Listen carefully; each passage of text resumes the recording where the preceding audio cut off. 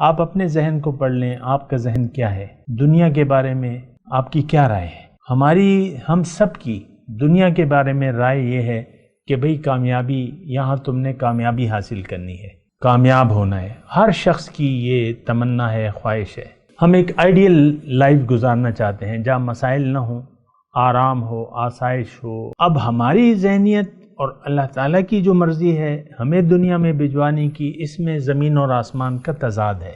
اللہ تو ہماری اخروی کامیابی کے لیے اللہ تعالیٰ نے ہمیں بنایا ہے اور بھجوایا ہے دنیا میں، اور دنیا کو اللہ تعالیٰ نے ہمارے لیے بنایا ہے، لیکن ہمیں اپنے لیے بنایا ہے۔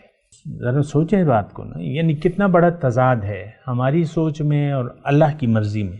اللہ تعالیٰ نے فرمایا لَقَدْ خَلَقْنَا الْإِنسَانَ فِي کَبَدٍ، انسان کی کامیابی مشقت میں ہے۔ یا ایھا الانسان انک کادح الی ربک کدحا فملاقی، اے انسان تم خوب محنت کرتے ہو رب سے ملاقات کے لیے، مشقت، محنت، خوب محنت کرتے ہو، تو اگر تم ایسا کرو گے تو تمہاری ملاقات اس سے ہو جائے گی۔ پھر اسی سورہ انشقاق کی دوسری آیت ہے کہ لَتَرْكَبُنَّ طَبَقًا عَنْ طَبَقٍ، اللہ تعالیٰ نے یہاں درجات میں بلندی کے لیے ہمیں بھجوایا ہے، درجات میں پستی کے لیے اللہ تعالیٰ نے نہیں بھجوایا۔ اللہ تعالیٰ نے ہمیں فرمایا کہ تم ایک درجے کے بعد دوسرے درجے میں پہنچو، کہ لہٰذا اس کے لیے تم کوشش کرو۔